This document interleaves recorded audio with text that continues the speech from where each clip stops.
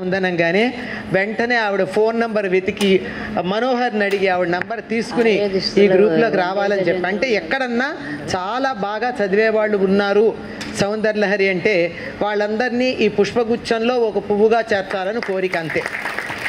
అద్భుతంగా ఆవిడప్పుడు మాకు ఆన్లైన్ మాట్లాడేవారు ఒక్కొక్క శ్లోకం గురించి. ఆ గంగా ప్రవాహం ఆపడానికి వీలు లేదు, స్లో చేయమంటే కూడా అదే చెప్పా. ఆ ప్రవాహం ఆగితే ఆ వేగం ఆగితే బాగుండదు అని. అయితే ఒక్క రహస్యం చెప్తానమ్మా. కొండూరి పద్మావతి గారి హృదయమైన, మా నిట్టల కిరణ్మయ్య గారి హృదయమైన, లేదు మా రమాదేవి గారి హృదయమైన, మార్తి ఇందిర గారి హృదయమైన, ప్రేమలత గారి హృదయమైన, అనంతలక్ష్మమ్మ గారి హృదయమైన లోపలికి తెరిచి చూస్తే మనందరినీ కలపడానికి మూల కారణం ఆ వెనకాల కనిపిస్తున్నారే జగద్గురువులు, శృంగగిరి సార్వభౌములు, అనంత శ్రీ విభూషితులు శ్రీ శ్రీ శ్రీ భారతీ తీర్థ మహాస్వామి చరణులు, శ్రీ శ్రీ శ్రీ విధుశేఖర భారతి మహాస్వామి చరణులు. మీ అందరి హృదయంలో కూడా వారి వల్ల మాత్రమే ఈ కలయిక మనందరికీ అవడం సాధ్యమైంది తప్ప గురువు అనుగ్రహం లేదే ఈ ప్రపంచంలో ఏది సాధించలేం. ఏది నిజమైనటువంటి పీఠమో, ఎక్కడ ఇంత ఘోర కలిలో కూడా నిజమైన సనాతన ధర్మాన్ని మనం చూడగలమో అలాంటి ధర్మపీఠాన్ని ఆశ్రయించి మనం అందరం కూడా ఉన్నాం. ఒక్కసారి మా గురువుగారు మొన్న రాత్రి పెద్దలు పరమపదించటం అయింది. వారు ఖచ్చితంగా కైలాసంలో పరమేశ్వరుడి సన్నిధానంలో ఉంటారు. వారి జీవితం అంతా అంతే గొప్పగా గడిపారు, వైదికంగా గడిపారు. మీ అందరికీ తెలిసే ఉంటుంది. బ్రహ్మశ్రీ ముదిగొండ శంకర శర్మ గురువు గారు, వారు చాలా అసలు పూర్తిగా శృంగగిరి జగద్గురువులు, పీఠము, వేదము, ధర్మశాస్త్రాలు ఇదే జీవితం తప్ప ఇంకొక జీవితంగా కూడా లేకుండా ఉన్నారు. మనమందరం ఒక్కసారి మనస్ఫూర్తిగా వారిని ఒక్కసారి తలుచుకొని ఆ కైలాసంలో పరమేశ్వరుడి పదపద్మాల చెంత వారు అలా కూర్చొని ఉండాలని ప్రార్థిద్దాం. ఆయనని అలా పరమేశ్వరుడు అనుగ్రహించి కూడా ఉంటాడు. సర్వధర్మాన్ పరిత్యజ్య మామేకం శరణం వ్రజ అహంత్వా సర్వపాపేభ్యో మోక్షయిష్యామి మా శుచః అని చెప్పి ఇక సౌందర్యలహరిని ఆరంభం చేసుకుందాం. అమ్మ, ఎప్పుడు ప్రతిసారి నేను చెప్పేటటువంటి మాట, మనందరం కూడా శృంగేరికి వెళ్ళినప్పుడు భారతీ తీర్థస్వామి వారు అప్పుడు కొద్దిగా మాట్లాడేవారు. ఇప్పుడు పూర్తిగా మాట్లాడడం మానేశారు. వారు మాట్లాడడం మానేశారంటే మనలాగా ఆలోచించకండి, ఆయన పూర్తి ధ్యానంలోకి వెళ్ళిపోయారని అర్థమైందా? మాట్లాడడం మానేశారంటే మనం ఏం చేస్తాం మేడం అని అడగండి వెంటనే. అర్థమైందా? వారు ఇంక మన స్పృహలో ఉండరు అనమాట, ధ్యానంలో ఉంటారు ఎప్పుడూను. వారిని ఏం ఆశీర్వదించమంటారు, ఇంతమందిని తీసుకొచ్చారు అని అడిగారు ఆయన ఆ రోజున. వారు అడిగినప్పుడు సౌందర్యలహరి విస్తృత ప్రచారం అవ్వాలి, అందరిలోనూ ఐకమత్యత ఉండాలి అని అడిగాను నేను. ఎందుకంటే ఆడవాళ్ళకి ఐకమత్యత లేదు, ఇద్దరుంటేనే గొడవలని ఒక మాట అంటూ ఉంటారు ఎప్పుడూను. మన గురువుగారు అంటూ ఉంటారు, ఎలా భరిస్తున్నారు ఇంతమందిని. మనంత యూనిటీగా ఎవరుంటారు చెప్పండి? ఎలక్షన్ అయినా, ఊరెళ్ళినా అయినా ఇంతమంది వచ్చారు. అలా కాదు, యూనిటీ లేదంటే తప్పట్లు కొట్టేస్తే వినపడదని మాట్లాడే మాట. మొగుడిని కొడితే అసలు రేపటి నుంచి ఉంటామా మేము బతికి? అందరూ కూడా మహాపతివ్రతలు కనుకనే వాళ్ళ సౌందర్యలహరి పారాయణ చేయగలుగుతున్నారమ్మా. మామూలు పతివ్రతలు కాదు మీరు అందరూను. ఆయన అలా అంటారు ఏదో ఒకటి మన. కానీ ఇక మొదలు పెడదాం. వందే గజేంద్రవదనం వామాకారూఢ వల్లభాశ్లిష్టం కుంకుమ పరాగశోణం కువలయ నిజారకోరకాపీడం సౌందర్యలహరీకత్వే సర్వమంగళదాయినే శంకరాచార్యవర్యాయ యతిరాజాయతే నమః. శివస్యేచ్ఛాయుక్తో యది భవతి శక్త ప్రభవితుం న చేదేవం దేవో న ఖలు కుశలః స్పందితుమపి అతస్త్వామారాజ్యం హరిఘర విరించాదిభిరపి ప్రణంతుం స్తోతుం వా కథమకృత పుణ్య ప్రభవతి తనీయాం సంపాసుం తవ చరణ పంకే विरिञ्चिं सञ्चिन्वन् विरचयति लोकानविकलं वहत्येनं शौरिः कथमपि सहस्रेण शिरसाम् अरसंशुद्धेनं भजति भसितो धूलनविधिम्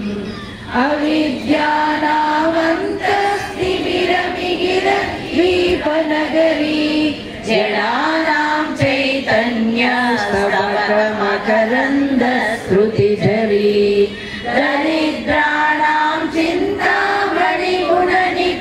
जन्मजलधौ निमग्नानां दंष्ट्रा मुररिपुवराहस्य भवति त्वदन्यपाणिभ्याम् अभयवरदो दैवतगणः स्वमेकानैवासि प्रकटितवराभीत्यभिनय भयात्रातुं दातुम् अलमपि च वाञ्छासमधिकम् शरण्ये लोकानां तव हि शरणावेव निपुणौ हरिस्वामाराध्या प्रणत जन सौभाग्य जननी पुराणारी भूत्वा पुररिपुमपि क्षोभमनयत् स्मरोऽपि त्वां नत्वा रतिनयनलेखेन वपुषा मुनीनामप्यन्तः प्रभवति हि मोहाय महताम् धनुपौष्पं मौली मधुकरमयी पञ्चविशिखा वसन्तः सामन्तो मलयमरुदायोदनरदः तदाप्येक सर्वं हिमगिरिसुते कामपि कृपाम् अपाङ्गाते लब्ध्वा जगदिदमनङ्गो विजयते वर्णत्काञ्चीधाम हरिकलभकुम्भस्तनलता परीक्षीणा मध्ये परिणतशरश्चन्द्रवदना धनुर्बाणाद्भासं शृणिमपि दधाना करतलै पुरस्तादास्ताम्नः पुरमधितुराहो पुरुषिका सुधा सिन्धो मध्ये सुरविटपि वाटी परिवृते मणिद्वीपे निभो वनवति चिन्तामणिगृहे शिवाकारे मञ्चे परमशिव पर्यङ्कनिलयां भजन्ति त्वां धन्याः कतिचन चिदानन्दलहरीं मयि मूलाधारे कमपि मणिपुरे भूतवहं स्थितं स्वाधिष्ठाने हृदि मरुतमाकाशमुपरि मनोऽपि भ्रूमध्ये सकलमपि भित्त्वा कुलपदं सहस्रारे पद्मे सहरहसि पत्या विहरसि सुधाधारा सारै शरणयुगलान्तर्विगलितै प्रपञ्चं सिञ्चन्ति पुनरपि रसाम्नाय महसः अवाप्य स्वां भूमिं भुजगनिभमद्युष्टवलयं स्वमात्मानं कृत्वा स्वपिशिकुलकुण्डे कुहरिणीं चतुर्भिः श्रीकण्ठै शिवयुवतिभिः पञ्चभिरपि प्रभिन्नाभिः शम्भो नवभिरपि मूलप्रकृतिभिः चतुश्चत्वारिंशत् वसुदलकलास्रत्रिवलया त्र्येकाभिः तव शरणकोणा परिणता त्वदीयं सौन्दर्यं तुगिलगिरिकन्ये तुलयितुं कवीन्द्रा कल्पन्ते कथमपि विरिञ्चि प्रभृतयः यदा लोकौ सुख्या अमरललन तपोभिर्दुष्प्रापाम् अपि गिरिशसायुज्य पदवीं नरं वशीयांसं नयनविरसं नर्मसुजडं तवापाङ्गालोके पतितमनुधावन्ति शतशः गलद्वेणीबन्धा कुचकलशविश्वस्तसिचया हठादृक्षकाङ्क्षो विगलिततुकूला युवतयः चितौ षट्पञ्चाशत् द्विसमधिकपञ्चाशदुदके हुताशेवा षष्टिः चतुरधिकपञ्चाशदनिले दिवि द्विषत्रिंशत् मनसि च चतुष्षष्टिरिति ये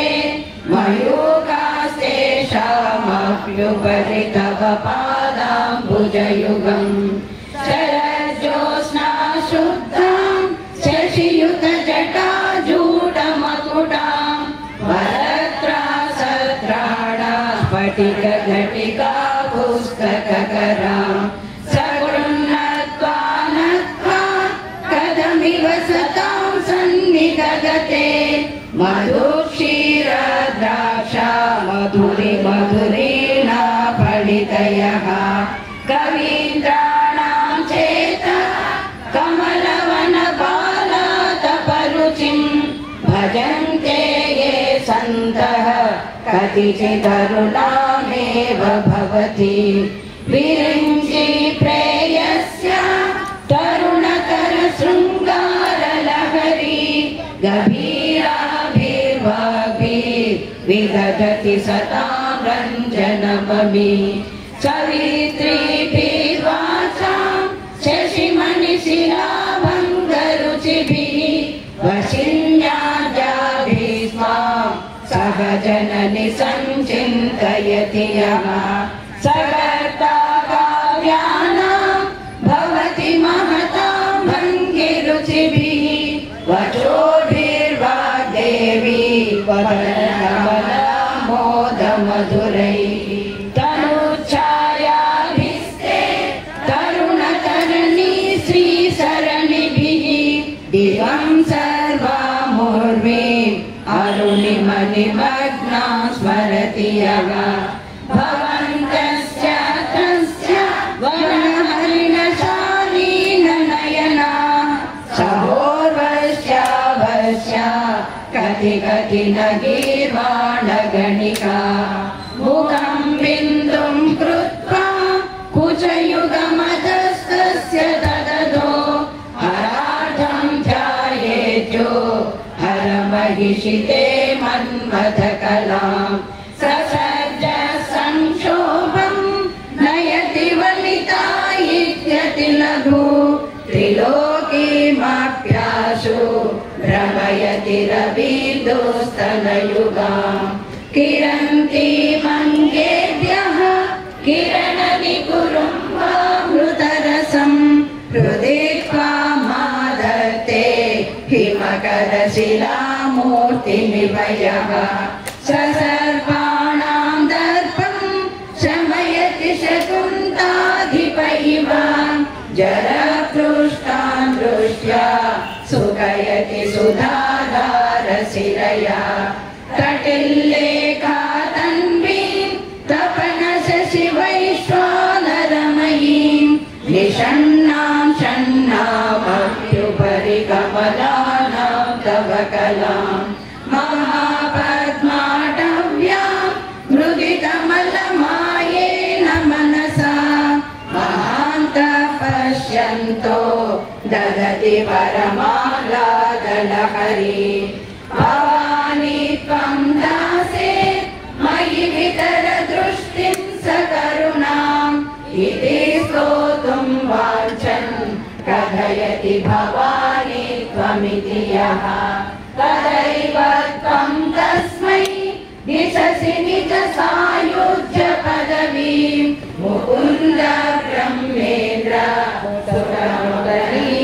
सुरमुरलीराजितपदां त्वया वृत्वा वामं वपुरपरितृप्तेन मनसा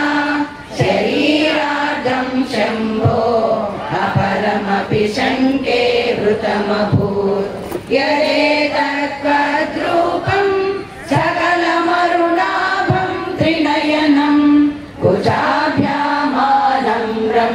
कुटिलशशिचूडालमकुटं जगत्सूते धाता हरिरवतिरुद्रक्षपयते तिरस्कुर्वन्नेत स्वमपि वपुरीश स्थिरयति सदा पूर्वः सर्वं तदिदमनुगृह्णाति च शिवः तवाज्ञामालम्ब्य क्षणचलितयोर्भूलतिकयोः त्रयाणां देवानां त्रिगुणजनितानां तव शिवे भवेत् पूजा पूजा तव चरणयोर्या विरचिता तदा हि त्वत्पादो वह्नमणिपीठस्य निकटे स्थिता हेते शश्वन् मुकुलितकरोतं समकुटा विरिञ्चि पञ्चत्वं व्रजति हरिराप्नोति विरतिं विनाशं कीनाशो भजति धनदो याति निधनं विरन्त्री माहेन्द्री विततिरपि सम्मीलितदृशा महासंहारेऽस्मिन् विहरति सती त्वत्पतिरसौ जपो जल्पशिल्पं सकलमपि मुद्रा विरचना गतिप्रादक्षिण्य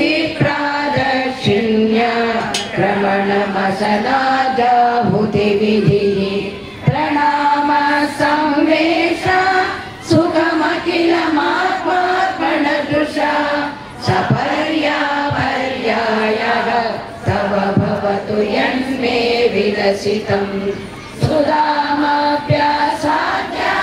प्रतिभयजरा मृत्युहरिणी विभद्यन्ते विश्वे विधिशतमखाजादिविशदः करालं यश्रेणं कबलितवतः कालकलना न शम्भोस्तन्मूलं तव जननिताटङ्कमहिमा किरीटं वैरिञ्चं परिहरपुरः कैटभविदः कठोरे कोटीरे स्खलसि जहि जम्भालिमकुटं प्रणम्रे श्वेतेषु प्रसभमुपयातस्य भवनं भवस्याभ्युत्थाने तव परिजनो के विजयते स्वदेहोद्भूताभिः ऋणिभिरणिमाच्याभिरभितो निषेव्ये नित्ये त्वाम् अहमिति सदा भावयति यः किमाश्चर्यं तस्य त्रिनयन समृद्धिं तृणयतो महासंवर्ताग्ने विरजयति नीराजनविधिं चतुष्षष्ट्यातन्त्रै सकलमतिसन्धाय भुवनं स्थिरस्तत्तसिद्धि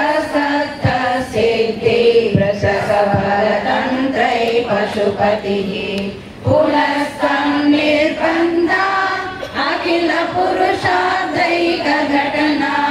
स्वतन्त्रं ते तन्त्रं क्षितितलमभाति करदिदं शिवशक्ति कामः चितिरधर विस्थितकिरणः स्मरोऽहं सचक्रः तदनु च परामारगरयः अमीहृल्लेखाभिः त्रिसुभिरवसानेषु घटिता भजन्ते वर्णास्ते तव जननि नामावयवताम् स्मरं योनिं लक्ष्मीं त्रितयमिदमादौ तव मनो निधायैके नीचे निरवधि महाभोगरसिका भजन्ति त्वां चिन्तामणिगुणनिबद्धाक्षवलया शिवाग्नौ जुह्वन्तः सुरभिकृतधारा प्रतिशतै शरीरं त्वं शम्भो शशिमिहिरवर्षोरुहयुगम् तवात्मानं मन्ये भगवति नवात्मानमनघम् अतः शेषशेषी जयमुभय साधारणतया विरसम्बन्धो वा समरसपरानन्दपरयो मनस्त्वं व्योमत्वं मरुदसि मरुत्सालतिरसि त्वमावस्त्वं भूमि त्वयि परिणतायां नहि परम् त्वमेव स्वात्मानं परिणमयितुं विश्ववपुषा चिदानन्दाकारं शिवयुवति भावेन विभृशे तवाज्ञाचक्रस्तं तपनशशिकोटिद्युतिधरं परं शम्भुं वन्दे परिमिलितपार्श्वं परचिता यमाराज्ञां भक्त्या रविशशिशुचीनामभिषये निरालोके लोके निवसति भालोकभुवने विशुद्धौ ते शुद्ध स्फटिकविशदं व्योमजनकं शिवं सेवे देवी अभिशिवसमानव्यवसितां ययोगाध्यायान्त्या शशिकिरणसारूप्य सरणे विभूतान्तर्ध्वान्ता विलसति चकोरीव जगति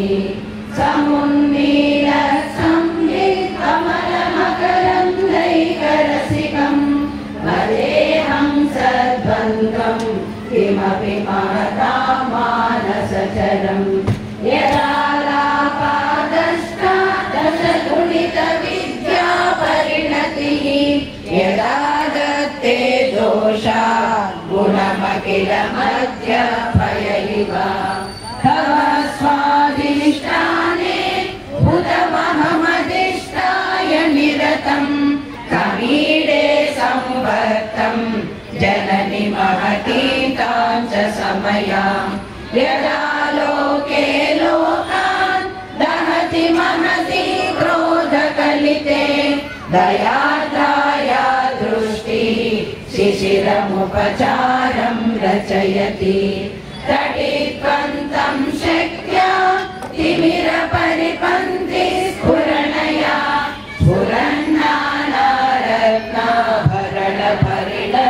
स्फुरन्नानारत्नाभरणपरिणतेन्द्रधनुषम् तव श्यामं मेघं कमपि मणिपूरैकशरणं निषेवे वर्षन्तम् हरमिहिरतप्तं त्रिभुवनं तवाधारे मूले सहसमययालास्य परया नवात्मानं मन्ये नवरसमहाताण्डवनटम् उभाभ्यामेकाभ्याम् उदयविधिमुद्दिष्टदयया सनादाभ्यां जग्ने जनक जननीमज्जगदिदं गतैर्माणिक्यत्वं गगनमणिभिः सान्द्रघटितं किरीटं ते हैमं हिमगिरिसुते कीर्तयति यः शरीरे यच्छाया चूर्णशबलं चन्द्रशकलं धनुषौनासीरं किमिति न निबध्नाति धिषणा तुलोतुर्दान्तं न तुलितदलितेन्दीवरवनं घनस्निग्धश्रेष्ठं चिकुरनिकुरुम्बं तव शिवे यदीयं सौरभ्यं सहजमुपलब्धुं सुमनसो वसन्त्यस्मिन् मन्ये बलमधनवाटी विटभिना तनोतु क्षेमं न तव मदन सौन्दर्यलहरी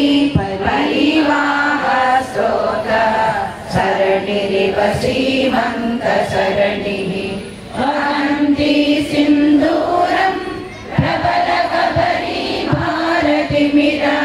निशामृन्दैर्बन्धीकृतमिव नवीनार्ककिरणम् अराळै स्वाभाव्य हरितलभसश्रीभिरलकै हरितं ते वक्त्रं परिहसति पङ्केरुहरुचिं दरस्मेरे यस्मिन् दशनरुचि किञ्जल्करुचिरे सुगन्धौ माद्यन्ते स्मरदहनचक्षुर्मधुलिहा ललाटं लावण्य द्युतिविमलमाभाति तव यत् द्वितीयं तन्मन्ये मकुटघटितं चन्द्रशकलं विपर्यासन्न्यासा उभयमपि सम्भूय च मिथः सुधालेपस्योतिः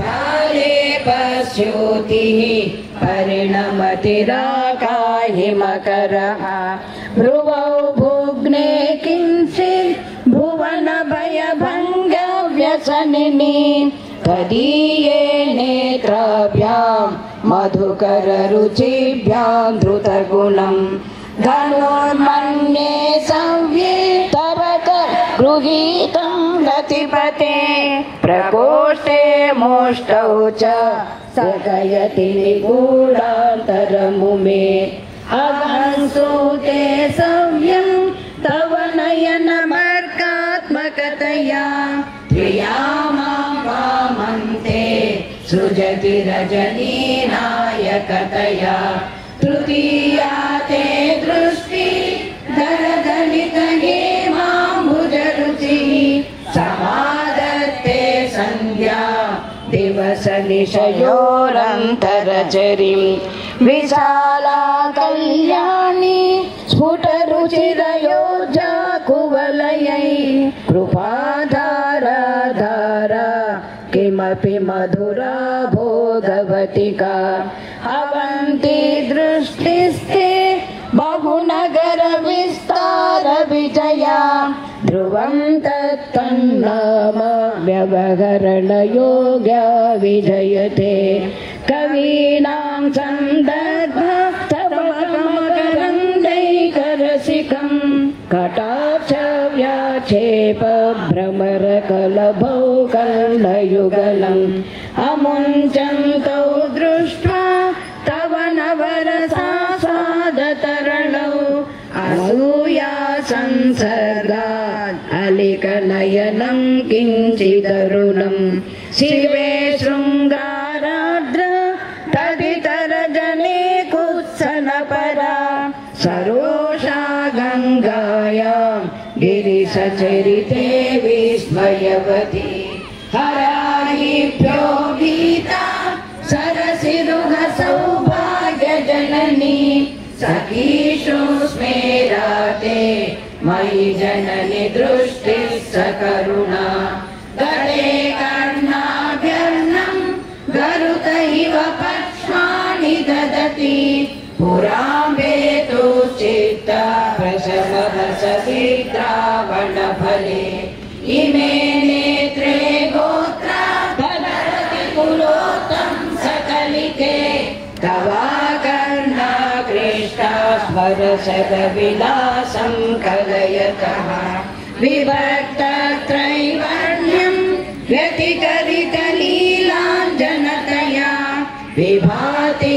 तन्नेत्र हृदयमिदमीशानदयिते पुनः स्रष्टुं देवान् द्रुहिण हरिरुद्रानुपरतान् रजसत्वं बिभ्र नमयि गुणानां त्रयमिव परित्रीकर्तुं न पशुपतिपराधीन हृदये दयामित्रै नेत्रै अरुणधवलश्यामरुचिभिः ददशोनो गङ्गा कवनतनयेति ध्रुवमयं प्रयाणां तीर्थानाम् उपनयसि सम्भेदमनघम् निवेशोन्मेषाभ्यां प्रलयमुदयं याति जगति तमेत्याहुः सन्तो धरणिधर राजन्य तनये त्वदुन्मेषाजातं जगदिदमशेषं प्रलयतः परित्रातुं शङ्गे परिहृतनिमेषास्तव दृशः तवापन्ने कर्णे जगनयन परिशून्यचकिता निलीयन्ते तोये नियतमनिमेषा सफरिका इयं च श्रीभद्र जलपुटकवाटं कुवलयं जहाति प्रत्यूषे निशितविघटय्य प्रविशति दृशाद्रागीयस्य नरदलितनीलोत्पलरुचा दलीयां सन्दीनं स्नपय कृपया मामपि शिवे अनेनायं धन्यो भवति न च ते हानिर्यता वने वा हर्मे वा समगलनिपातो हिमकरः अराळं देवानि युगलमगराजन्यगणये न केषामादत्ते कुसुमशरकोदण्डकुतुकम् तिरश्चीनो यत्र श्रवणपदमुल्लङ्घ्य विलसन् अपाङ्गव्यासङ्गो दिशति शरसन्धानदिशना स्फुरद्घण्टा भोग प्रतिफलितताटङ्कयुगलम् चतुश्चक्रं मन्ये तव मुखमिदं मन्मथदम् यमारुह्य द्रुह्य तव निरतमर्पेतु चरणम् महावीरो मारः प्रमथपतये सज्जितवते सरस्वत्या सूक्ति अमृतलहरी कौशलहरी पिबन्त्या सर्वाणि श्रवणचुलुकाभ्यामविरलम् चमत्कार श्लाघा चरितशिरस कुण्डलगणो झटत्कारैस्तारै प्रतिवचनमाधष्ट इव ते असौ नासावंशा तुहिनगिरिवंशध्वजपटी कलीयो नेलीयः फलतु फलमस्माकमुचितम् वहत्यन्तर्मुक्ता शिशिरकरनिःश्वासगलितम् समृद्ध्यायतासां बहिरपि च मुक्ता मणिधरः प्रकृत्या रक्ताय तव सुदतिदन्तश्च दरुचे प्रवक्षे सादृश्यं जनयतु फलं वेतृमलता न बिम्बं तद्बिम्ब प्रतिफलनरागादरुणितं तुलामज्जारूढं कदमिव विरज्येत कलया स्मितज्योत्स्नाजालं तव वदनचन्द्रस्य पिबतां चकोराणामसि अतिरसतया चञ्चुजडिमा अतस्ते शीतांशो अमृतलहरी माम्लरुचयः पिबन्ति स्वच्छन्दं निशि निशि भृशं काञ्जिकधिया अविश्रान्तं सत्यो गुणगणकथामृडन जपा जपा पुष्पच्छाया तव जननि जिह्वा जयति सा यदग्रासीनाय स्फटिकदृशदच्च विमयी सरस्वत्या मूर्तिः परिणमति माणिक्यवपुषा रणे जित्वा दैत्या अपहृतशिरस्त्रैकवचिभिः निवृत्तैः चण्डाश त्रिपुरहर निर्माल्य विमुखैः विशाखेन्द्रोपेन्द्रैः शशिविशद कर्पूरशकला विलीयन्ते मातः तव वदन ताम्बूलकमला विपञ्चा गायन्ति परमपदानं पशुपते त्वयारब्धे वक्तुं चलितशिरसा साधुवचने तदीयैर्माधुर्यै अपलपिततन्त्री कलरवां निजावीणावाणी निचुलयति चोळेन निभृतं कराग्रेण स्पृष्टं तुहिन गिरिणा वत्सलतया गिरीशेनोदस्तं मुहुरधरपानाकुलतया करग्राह्यं शम्भो मुखमुकुरवृन्तं गिरिसुते कथं कारं भ्रूमः तव चुबुकमौकम्बरहितं भुजाश्लेषा नित्यं पुरदमयितु खण्डकवती तव ग्रीवाधत्ते मुखकमलनालश्रियमियं स्वतः श्वेताकाल गर्भमुलजम्बालमलिना मृणालीलालित्यं वहति यतदोहारलतिका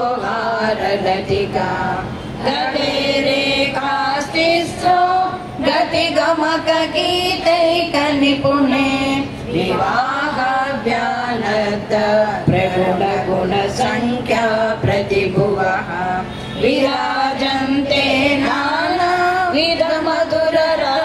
नानाविधमधुररागाकरभुवां त्रयाणां ग्रामाणां तिथिनियमसीमानैव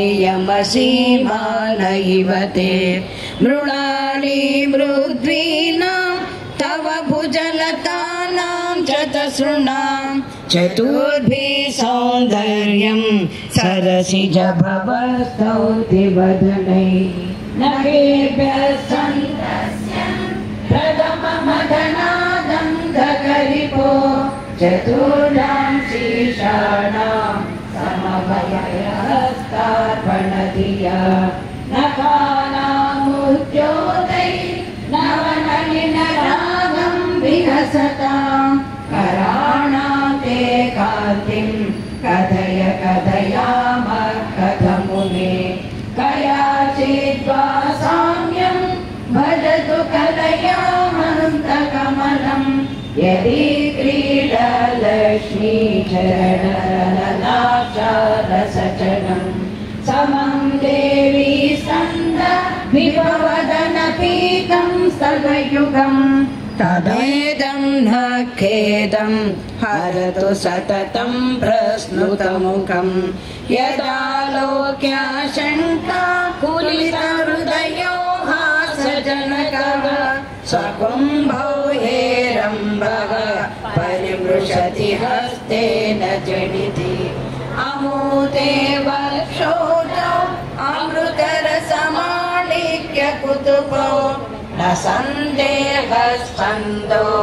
न भवति पताके मनसि नः पिबन्तौ तौ यस्मात् अविदितवधू सङ्गरसिकौ कुमारावज्रापि विरतवदनक्रौ च गणनौ वहत्यं प्रस्तम्भे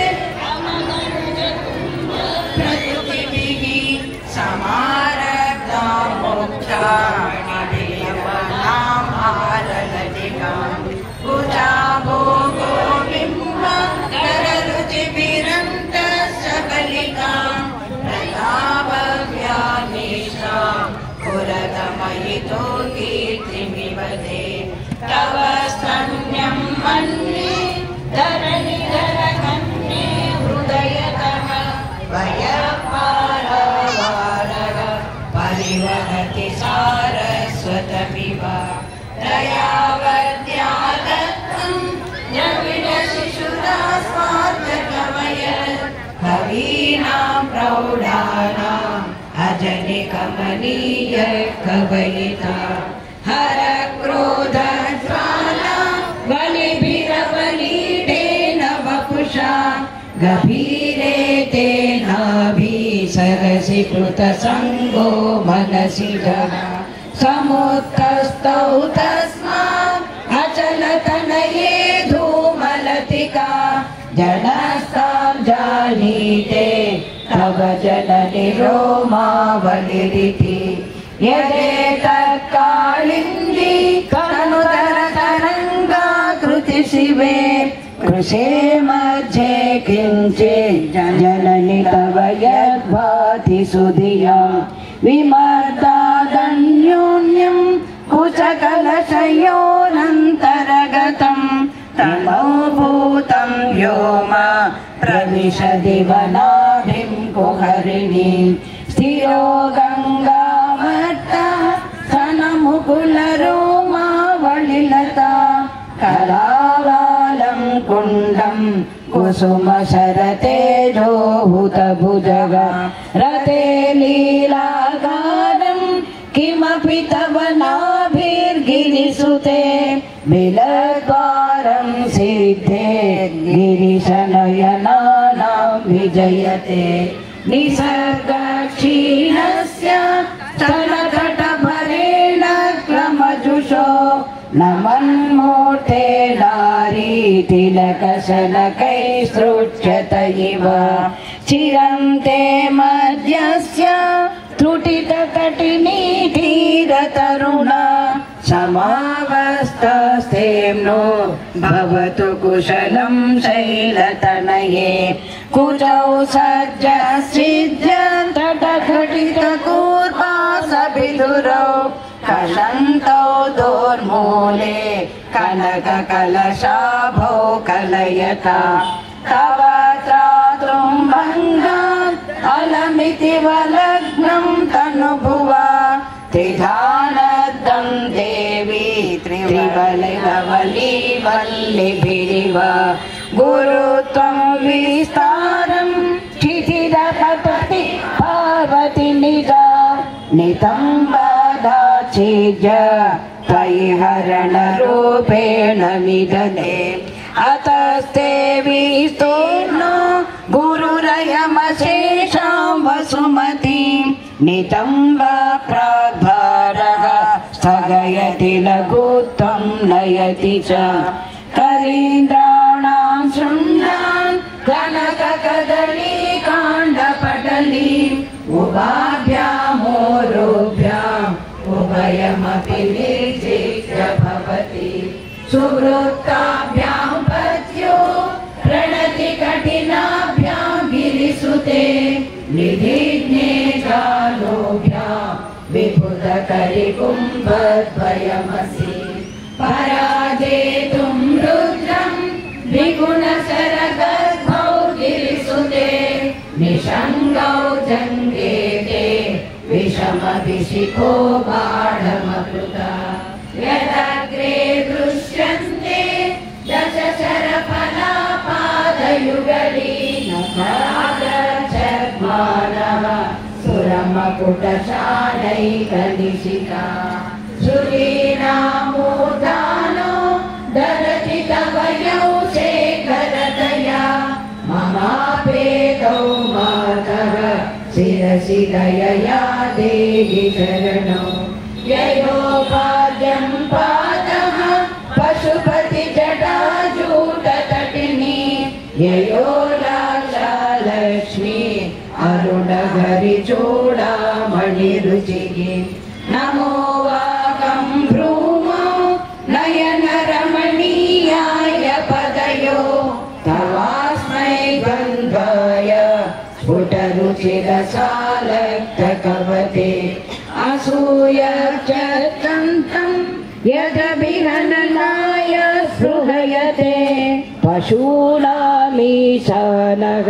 प्रमदवनगङ्गेलितरवे वृषा कृत्वा गोत्र स्खलनमदवैलक्षणमितं ललाटे भर्तारं चरणकमले ताडयति ते स्थिरादन्तशल्यं दहनकृतमुन्मूलितवता तुलाकोटिक्वाणै किलिकिलितमीशानरिपुना हिमानि गन्तव्यं हिमगिरिनिवासैकचतुरौ निशाया निद्राणा निशिचरमभागे च विशदो वरं लक्ष्मीपात्रं श्रियमतिसृजन्तौ समयिनां सरोजं त्वत्पादौ जननि जयतश्चित्रमिह किं पदं ते कीर्तीनां प्रपदमपदं देवि विपदां कथं नीतसद्भिः कठिनकमठीकर्परतुलां कथं वा बाहुभ्याम् उपयमनकाले पुरभिदा यदादायन्यस्तं दृशति दयमानेन मनसा न कैनाकस्त्रीणां करकमलसङ्कोचशशिभिः तरुणां दिव्यानां हसत इव ते चण्डीचरणो फलानि स्वस्तेभ्यः किसलयकराग्रेण ददतां दरिद्रेभ्यो भद्रां श्रियमनिशमग्नाय ददतो ददाने दीनेभ्यः श्रियमनिशमासानुसदृशीम् आनन्दं सौन्दर्य प्रकरमकरन्दं विकिरति तवास्मिन् मन्दार सबकसुभगे यातु चरणे निमज्जन्मज्जीवः करणचरणषट्चरणतां पदन्यास क्रीडा परिचयमिवारब्धु मनसः स्खलन्तस्ते खेलं भवनकलहं सालजगति अतस्तेषां शिक्षां सुभगमणिमञ्जीररणिता चलाचक्षाणं चरणकमलं चारुचरिते गतास्ते मञ्चत्वं द्रुहिण हरिरुद्रेश्वरभृतः शिवस्वच्छाया घटितकपट प्रच्छदपटः त्वदीयानां भासां प्रतिफलनरागारुणतया शरीरे शृङ्गारो रस इव दृशां दोग्धिकुतुकम् अराळाकेशेषु प्रकृतिसरणामन्दहसिते शिरीषाभाचिते वृषदुफलशोभाकुचतटे वृषं तन्वी मध्ये मृदुररसिजारोहविषये जगत्रातुं शम्भो जयति करुणा काचिदरुणा कलङ्ककस्तूरी रजनिकरबिम्बं जलमयं कलाभिकर्पूरै वरकतकरण्डं निपीडितम् हतस्तद्भोगेन प्रतिदिनमिदं रिक्तकुहलं विधिर्भूयो भूयो निपीडयति नूनं तव कृते पुरारातेरन्तः पुरमसि ततस्त्वच्चरणयो सपर्यामर्यादा तरलकरणानामसुलभा तदा ये ते नीता शतमकमुखा सिद्धिमतुला तव द्वारोपान्तस्थितिभिरणिमाजाभिरमरा कलत्रं वैरात्रं कति कति भजन्ते न कवयः श्रियो देव्या को वा न भवति पतिकैरपि धनैः महादेवं हित्वा तव सति सती नामचरमे पूजाभ्यामासङ्गः गुरवकतरोरप्यसुलभः गिरामाहुर्देवी द्रुहिणगृहिणी मागमविदो हरे पत्नी पद्मा हरससजने मध्रितनया तुरीया काव्यं तुरधिगमनिस्सीममहिमा महामाया भीषं ध्यायसि परब्रह्म महिषी कदा काले मातः कदय कलितालक्तकरसं पिबेयं विद्यार्थी तव चरण निर्णेदन जलम् प्रकृत्या मूकानाम् अपि च कविता कारणतया कदा दत्ते वाणी मुखकमलताम्बूलरसतां सरस्वत्या लक्ष्म्या इति हरिसपत्नो निहरते रते पातिव्रत्यं शिथिलयति रम्येण वपुषा चिरञ्जीवन्नेव क्षपितपशुपाशव्यतिकरः परानन्दाभिख्यं रसयति रसं तद्भजनवान् प्रदीपज्वालाभिः दिवसकरणीराजनविधिः सुधासुदे चन्द्रोपगजलवैरव्यरचना स्वकीयैरम्भोभिः सलिलनिधि सौहित्यकरणं त्वदीयाभिर्वाग्भिः तव जननि वाचां स्तुतिरियं त्वदीयाभिर्वाग्भिः तव जननि वाचां स्तुतिरियं त्वदीयाभिर्वाग्भिः तव जननि वाचां स्तुतिरियम्. అందరు కాలభైరవాస్తవం తీయండి. కిరణ్మయి చదువుతారు.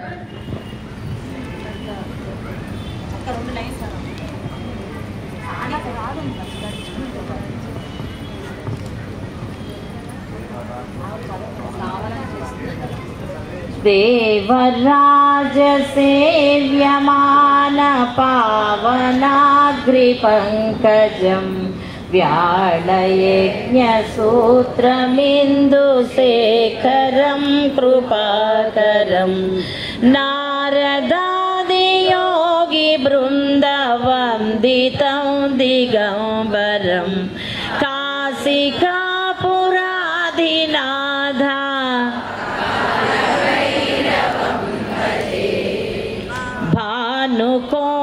भानुकोटिभास्वरं भवाब्दितारकं परं नीलकण्ठमीप्सितार्धदायकं त्रिलोचनं कालकालमाम्बुजाक्षमाक्षशूलमक्षरम्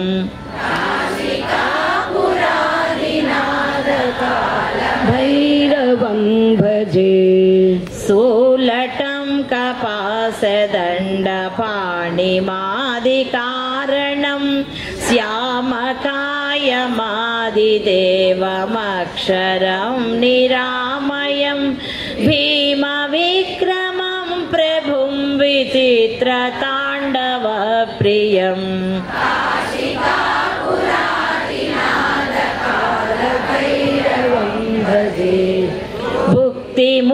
भुक्तिमुक्तिदायकं प्रशस्तचारुविग्रहं भक्तवत्सलं स्थितं समस्तलोकविग्रहं निक्वणन्मनोज्ञहेमकिङ्किणीलसत्क काशिकापुरादिनाथकालभैरवं भजे धर्मसेतुपालकं त्वधर्ममार्गनाशकं कर्मपाशमोचकं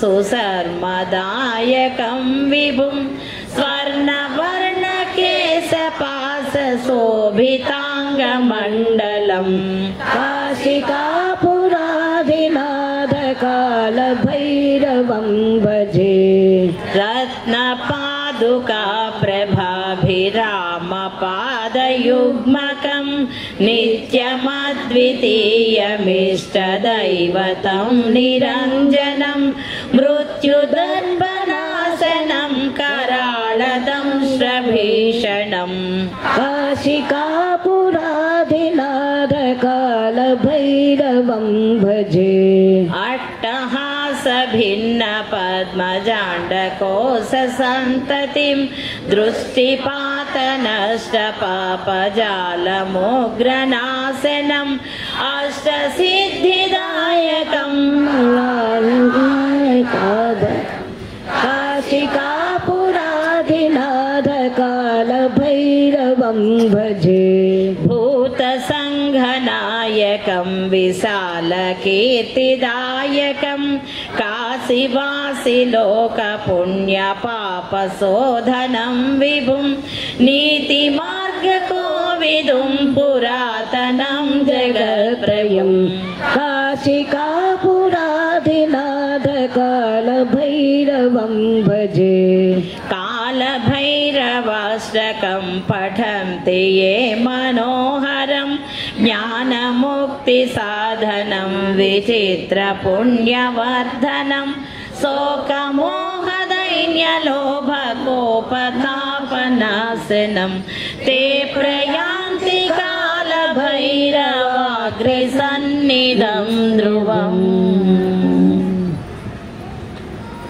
అమ్మ అందరూ చక్కగా సౌందర్యలహరి పారాయణ చేశారు. చాలా సంతోషం. ప్రతి సంవత్సరం ఒక రోజు మనకి పసర్లపాటి బంగారయ్య శర్మ గారు గురువు గారు మనకు ఒక రోజు ఈ అవకాశాన్ని కల్పించి చక్కగా మనందరి చేత కూడా ఈ పారాయణ చేయిస్తున్నారు. ఇలా ఎప్పటికీ మనం కొనసాగి చేయాలని కోరుకుంటున్నాను అందరినీ. అలాగే ఈ అవకాశం ఇచ్చినటువంటి వారికి కూడా ధన్యవాదాలు.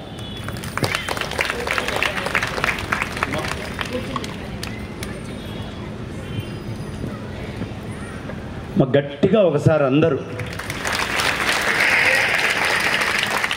అదేంటమ్మా గట్టిగా కొడితే పైన టెంట్ ఊగాలి కదమ్మా గాలికి. గట్టిగా చక్కగా అనేక మందికి నేర్పించినటువంటి గురువు గారు వాళ్ళ ఇంట్లో వాళ్ళు కూర్చొని స్తోత్రం చదువుకుంటే వాళ్ళ ఇంటికే పరిమితం అయ్యేది. కానీ అమ్మవారు బహుముఖాలుగా ఆవిడ్ని వ్యాప్తి చేసుకోవాలి తత్వాన్ని అని ఆలోచించి శంకరుల దగ్గర ఎప్పుడో కైలాసంలో లభించి అక్కడి నుంచి తెచ్చి మొత్తం మనకు అందించిన తర్వాత ఆ తల్లి మళ్ళీ ఒక అంశభూతంగా ఈ పైన ఉండేటటువంటి పెద్దల అందరి హృదయాల్లోకి చేరి విస్తృతంగా ఇలా వ్యాప్తి చెందింది.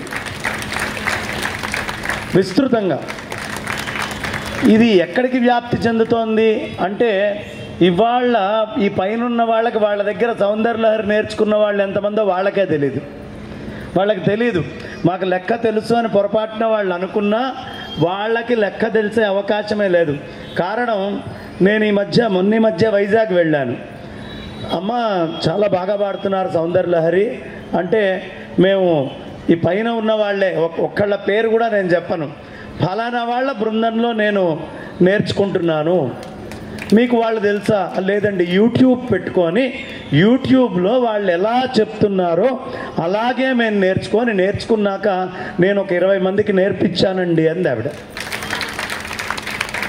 అంటే ఎన్ని శాఖోపశాఖలుగా ఇది విస్తరించి ఒక్క మన తెలుగు రాష్ట్రాలు కాదమ్మా, ఈ పైన కూర్చున్నటువంటి వాళ్ళు Australia, America, Thailand, Nigeria, USA, Canada, UK, Singapore, Germany, Dubai, United Arab Emirates, అలా ఎక్కడ ఎన్ని దేశాలు తీసుకుంటే అన్ని దేశాలలో కూడా చాలామంది పెద్ద పెద్ద పదవుల్లో ఉన్నవాళ్ళు, పెద్ద పెద్ద స్థాయిలో ఉన్నవాళ్ళు ఫలానా వేదిక మీద ఉన్న వాళ్ళ గురువులు మా గురువులండి వాళ్ళు అని చెప్పినటువంటివి ఉన్నాయి. నేను గట్టిగా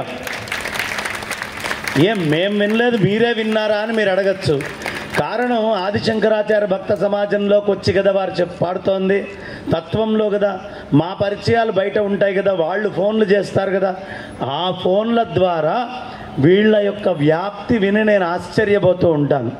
మనమందరం అనుకుంటాం అబ్బో చాగంటి వారికి చాలా పేరండి, అలాగే గరికపాటి వారికి చాలా పేరండి, సాంవేదం షణ్ముఖ శర్మ గారికి చాలా పేరండి, అదేవిధంగా వద్దిపర్తి పద్మాకర్ గారికి అదే స్థాయిలో ఈ వేదిక మీద ఉన్న ఏ ఒక్కళ్ళు తక్కువ లేకుండా అంత స్థాయిలో ప్రపంచవ్యాప్తంగా వ్యాప్తి చెంది స్తోత్ర రూపంలో ఈ ధర్మాన్ని ప్రచారం చేస్తున్నటువంటి పెద్దలు వీళ్ళందరూ. గట్టిగా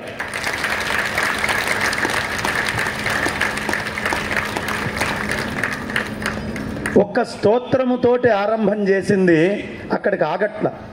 స్తోత్రాల యొక్క రుచి ఎంత గొప్పగా ఉంటుందయ్యా అంటే, ముందు ఆరంభం ఏదో కాస్త సౌందర్య లహరి అని మొదలుపెట్టారు. అయిపోతుంది కదా నేర్చుకుంటే, మళ్ళీ ఇంకో కొత్త స్తోత్రం చెప్పాల్సిందే. ఒక స్తోత్రం నేర్చుకోవటం వచ్చిన వాళ్ళు ఇంకో స్తోత్రం నేర్చుకోవాల్సిందే. వెంటనే శివానంద లహరి అది అయిపోయిందండి. తర్వాత నేను అనుకోవటం కనకదుర్గానంద లహరి మిగిలి ఉన్నట్టుంది. అద్భుతంగా శంకరాచార్యులు వారే రాశారు కనకదుర్గానంద లహరి అని. అది కూడా చెప్పేశారా? ఓహో, అది కూడా అయిపోయిందటమ్మ. ఉత్తర దేశంలో కనకదుర్గానంద లహరి బాగా చదువుతారు. ఇటు కనకదుర్గానంద లహరి అంటే ఈ ఆనంద లహరులు ఎంత అద్భుతం అమ్మ. ఒక్కసారి మనస్సులో ఇంకో భావన లేకుండా నేను అడిగిన దానికి నిజాయితీగా నిజమైన సమాధానం చెప్పండి. ఎవరి ఇళ్లల్లో శంకరాచార్యుల వారి చిత్రపటం ఉంది? శంకరాచార్యుల వారి బొమ్మ దేవుడి గదిలో ఎవరెవరి ఇళ్లల్లో ఉంది? దేవుడి గదిలో. రెండో క్వశ్చన్, చిత్రపటం చెప్పారు, దేవుడి గూట్లో ఎంతమందికి ఉంది? ఇప్పుడు ఎవరెవరు చేయలేపలేదో దయ ఉంచి అందరూ మీ ఇంట్లో శంకరాచార్యుల వారి చిత్రపటం పెట్టుకోండి. దేవుడి గదిలో ఎందుకు పెట్టుకోవాలి? శివానంద లహరి చదివారమ్మా? శివ పంచాక్షరి స్తోత్రం వచ్చిన వాళ్ళు చేయలేపండి. మహిషాసురమర్దిని స్తోత్రం వచ్చిన వాళ్ళు చేయలేపండి. గణపతి పంచరత్నం వచ్చిన వాళ్ళు చేయలేపండి. సౌందర్య లహరి వచ్చిన వాళ్ళు చేయలేపండి. ఎక్కువ చేతులు లేచినాయి. శివానంద లహరి వచ్చిన వాళ్ళు చేయలేపండి. ఇదంతా తేరగా వచ్చిందా మనకి? ఎవరిస్తే వచ్చిందమ్మా? ఆయనేనా? ఆయన స్తోత్రాలు కావాలి. దేవుడి గూట్లో గురువుగా ఆయన ఉండకూడదు. ఏమ్మా, ఖచ్చితంగా ఎవరి దేవుడి గూట్లో ఇవన్నీ చేస్తూ శంకరాచార్యుల వారిని పెట్టుకోలేదో వాళ్ళు కృతజ్ఞులు అవుతారమ్మా. గురువుని అర్చిస్తే తప్ప దేవతలు ఆశీర్వదించరు. గురువులు అనుగ్రహిస్తే తప్ప. లక్ష్మీ అమ్మవారు కనకధారాస్తవం చదివినప్పుడు వచ్చి ఆశీర్వదించిందా? ఆ కనకవర్షం కురిపించిందా? ఎప్పుడు కురిపించింది? ఆయన అడిగాడు, అమ్మా సంపద ఇయ్యి ఆవిడికి అని. వీళ్ళ పూర్వజన్మలో ఏ పుణ్యం లేదు, నేను ఇవ్వలేను. ఏం చెప్పింది లక్ష్మీ అమ్మవారు? వీళ్ళ పూర్వజన్మలో ఏ పుణ్యము లేదు, కాబట్టి నేను ఇవ్వాలని నువ్వు అడిగినా నా మనస్సులో ఉన్నా నేను ఇవ్వలేను. వెంటనే శంకరాచార్యులు వారు ఏం చెప్పారమ్మా? ఇగో నా పాత్ర కనిపిస్తోందా చూడమ్మా అన్నాడు లక్ష్మీ అమ్మవారితో. ఇందులో ఎండిపోయిన ఉసిరికాయ ఉందా లేదా? ఉంది. ఇప్పుడు ఈమె వేసిందా వేయలేదా? ఈ వేసినటువంటి పుణ్యముతో ఈమెకేమిస్తావో అది ఇవ్వు అంటే, శంకరాచార్యుల వారిని మీరు చిత్రపటం పెట్టి అంత నైవేద్యం పెడితే ఆయన లక్ష్మీ అమ్మవారిని శాసించగలరు. ఇప్పుడు పెట్టారు నాకు, ఏమిస్తావో ఇవ్వు వీళ్ళకి అని. అందుకని శంకరాచార్యుల వారు ఉండాలి. సరస్వతి అమ్మవారిని ఒక్కసారి అలా ఆయన చిత్రపటం పెడితే వచ్చి లోపల కూర్చోవాల్సిందే, మీకు అనుమానం లేదు. స్తోత్రాలన్నీ ఒక్కసారి ఈ వేదిక మీద ఉన్న వాళ్ళని అడగండి అమ్మా. శృంగేరి పీఠానికి వెళ్ళక ముందుకి, శృంగేరి పీఠంతో అనుబంధమైన తర్వాతకి మీ గురువులలో చాలా మార్పు వచ్చింది. మీ గురువులలో చాలా మార్పు వచ్చింది. నిజమా కాదమ్మా? పీఠానికి వెళ్ళిన తర్వాతకి పీఠానికి ముందుకి స్తోత్రాల్లో మార్పు ఉందా లేదా? అక్కడ గురువు గారి యొక్క వీక్షణ వీళ్ళ మీద పడ్డది. ఒక్కసారి గురువుగారి కృపా కటాక్ష వీక్షణ పడ్డది అంటే పిపీలకం కూడా ఐరావతం అవుతుంది. అంటే చీమ కూడా దేవేంద్రుడు ఎక్కేటటువంటి ఏనుగంత మహత్తరమైన బలిష్టమైంది అవుతుంది. ఇది గురువుల యొక్క అనుగ్రహము, గురువుల యొక్క కృప. అందుకనే మనం పెట్టుకుంటామో పెట్టుకోమో అని శంకరాచార్యుల వారే చెప్పారు. ఇందులో గురు పాదుకాస్తవం వచ్చిన వాళ్ళు ఎవరమ్మా? గురు పాదుకాస్తవం చాలా తక్కువ మందికి వచ్చు, కాబట్టి మీకు ఒక పెద్ద నెక్స్ట్ శ్రీ సముంచితమవ్యయం పరమ ప్రకాశమగోచరం వచ్చిన వాళ్ళు చేయలేపండి. భేదవర్జితమప్రమేయమనంతమాద్యమ కల్మషం నిర్మలం నిగమాంతమద్వయ అప్రతర్క్యమబోధకం ప్రాతరేవ హి మానసాంతర్ భావయేత్ గురు పాదుకాం. ప్రతిరోజు గురు పాదుకల్ని ఒక్కసారి నమస్కారం చేసుకోవాలి. అంటే శంకరాచార్యుల వారు చిత్రపటం ఉండాలి. ఇప్పుడు ఇవాళ వెళ్ళిన తర్వాత శంకరాచార్యుల వారి చిత్రపటం ఇంట్లో పెట్టుకుంటాం అనేవాళ్ళు చేయలేపండి. అందరూ పెట్టుకొని ఉంటే వాళ్ళు కూడా లేపండి, పెట్టుకుంటాం అనేవాళ్ళు కూడా లేపండి. అన్నీ లేచినాయి, ఇంకా బెంగలేదు. నేను హాయిగా నిద్రపోతాయి వాళ్ళ రాత్రి, చాలా ఆనందంగా నిద్రపోతాను నేను. నిజమమ్మా, శంకరుడి చిత్రపటం పెట్టకుండా ఆయన స్తోత్రాలు చదువుకుంటున్నాం మనం. గురువు అంటే ఎవరు? మీ అందరికీ ఒకటే చెప్తున్నా అమ్మా, 5 సంవత్సరాల వయసులో కనకధారాస్తవం మీ పిల్లల్లో ఎవరైనా చెప్తే ఎలా ఉంటుంది చెప్పండి? మీ ఇంట్లో పిల్లలో, మీ బంధువులో, మీ పక్కన పరిచయం ఉన్నవాళ్ళు సొంతగా కనకధారాస్తవం రాశారు. ఎన్నేళ్ల వయసుకి? 5 ఏళ్ల వయసుకి. ఎట్లా ఉంటుందమ్మా? ఎంత గొప్పగా చెప్పుకుంటారు. చెప్పుకోం, వెళ్ళి పక్కన సెల్ఫీ దిగుతామా లేదా? ఆ పిల్లలు కనిపిస్తే వెంటనే నాతో ఒక సెల్ఫీ అంటాం కదా, అంటామా? అదే పక్కన వెళ్ళేటటువంటి నది ఎక్కడి నుంచో దూరం వెళ్తోంది, మీ ఇంట్లో పిల్లవాడే దాన్ని మార్చి 2గా చేశాడు అనుకోండి. మా అమ్మ చాలా కష్టపడుతుంది, ఇంత మా అమ్మ కష్టపడకూడదు, మా అమ్మకి ఏనాడు ఎండలో అంత దూరం వెళ్ళే కష్టం రాకూడదు అని రాత్రికి రాత్రి నది మొత్తాన్ని ఆయన ప్రార్థనతోటి ఇంటి వెనక్కి తీసుకొచ్చాడు అనుకోండి. సెల్ఫీలు దిగుతారా? దిగుతారా? గొప్పగా చెప్పుకుంటారా? ఇవన్నీ నిజంగా జరిగినవి. మీరు వెళ్ళి కాలడిలో చూస్తే పూర్ణానది అట్లా విభజించి వాళ్ళ ఇంటి వెనక నుంచి వెళ్తుంది. ఆ పూర్ణానది క్షేత్రం సామాన్యమైన విషయమా? నర్మదా నది బాగా పొంగుతోంది, ఓ కమండలం బట్టి నీళ్ళన్నీ ఆ కమండలంలోకి తీసుకున్నారనుకోండి, ఇది మహాత్యమా కాదా?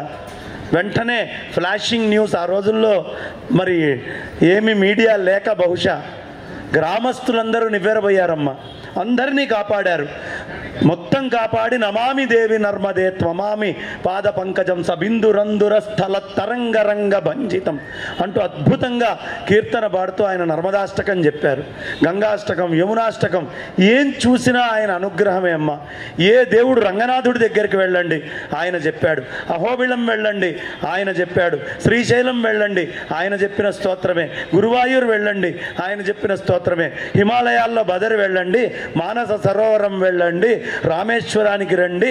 మొత్తం భారతదేశంలో ఏ గుడికైనా వెళ్ళండి, శంకరాచార్యుల వారు వచ్చి ఇక్కడ ప్రతిష్ఠ చేసి స్తోత్రం చేశారు అంటారు. రుణపడి ఉన్నామా లేదా? శంకర్లకు రుణపడ్డామా? గట్టిగా నోటితోటి చెప్పండి అమ్మా, రుణపడ్డామా లేదా? పడ్డాం కదా. కాబట్టి అంతటి మహానుభావుణ్ణి మనం ఇంట్లో పెట్టుకోవడమే కాదు, అందరూ ఒక తల 10 కాపీలో 100 కాపీలో శంకరాచార్యుల వారి పటాలు పెట్టుకొని మన బంధువుల ఇంట్లో, చుట్టాల ఇంట్లో, అలాగే మిత్రుల ఇంట్లో, అందరి ఇళ్లల్లో ఒక శంకరాచార్యుల వారి పటం ఉండేట్టుగా చూడండి అమ్మా.